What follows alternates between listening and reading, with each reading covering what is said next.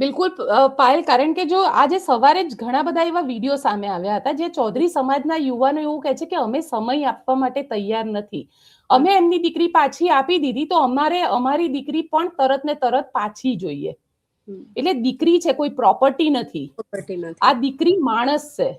કમસે કમ એની ભાવનાને સમજો. એ બધા જ યુવાનને હું કહેવા માંગુ છું કે કમસે કમ એ ભાવનાને સમજો. એ યુવાને પોતે પણ જો લવ મેરેજ કર્યા હોત તો પોતાની પત્ની કોકને આપી દેત, અને એ પણ આ રીતે સમાજ માટે. છોકરા માટે આવી રીતના કોઈ લડવા ગયું છે કે અમને અમારો દીકરો પાછો જોઈએ છે, સમાજ કરે એવું કહે છે? એટલે સમાજની અંદર લોકો દોગલા છે, અને આ જે દોગલાપણું છે ને એ હવે ધીરે ધીરે બહાર આવી રહ્યું છે કે કમસે કમ સમાજના નામે તો રાજનીતિ ના કરો. દીકરીઓને ક્યાં સુધી આવી રીતે તમે દીકરીઓ સાથે ચર્ચા કરતા રહેશો? કારણ કે દીકરાઓ લવ મેરેજ કરીને આવે છે તો એનું વેલકમ કરવામાં આવે છે. એ પણ કોકના ઘરની દીકરી છે જ ને. નિયમો દીકરા માટે ને દીકરી માટે અલગ છે.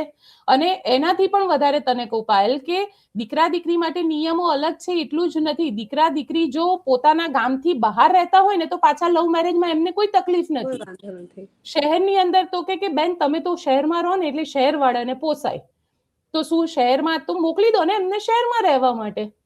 તમે શું કામ એમને અલગ કરી રહ્યા છો? શહેરમાં રહેશે અહીંયા આગળ. એમને સપોર્ટ કરો ને, એમને માત્ર તમારા સપોર્ટની જરૂર છે.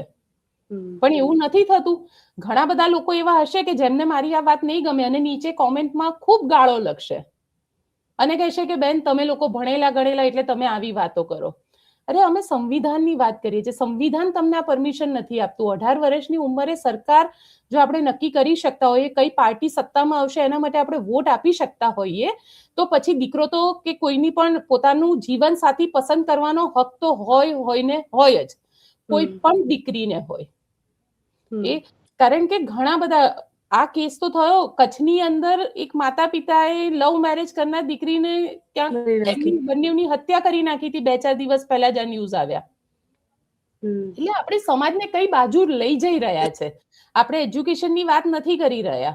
આપણે એ વાત નથી કરી રહ્યા કે આપણે આવનારી પેઢીને સમાજમાં કઈ રીતે કોઈને આઈએએસ ઓફિસર કે કઈ રીતે યુપીએસસી ક્રેક કરશે એના માટે વિચાર કરીએ કે એના માટે ચર્ચા કરીએ. આપણે એ ચર્ચા કરી રહ્યા છીએ કે ભાઈ દીકરી તો ના જ જવી જોઈએ અન્ય સમાજની અંદર. અને આ ખરેખર મને દુઃખ થાય છે કે જે લોકોને આપણે આ વાતો કરતા સાંભળીએ છીએ ને, ક્યારેક એમની પણ દીકરી આવી રીતે જતી રહેશે તો એ શું કરશે?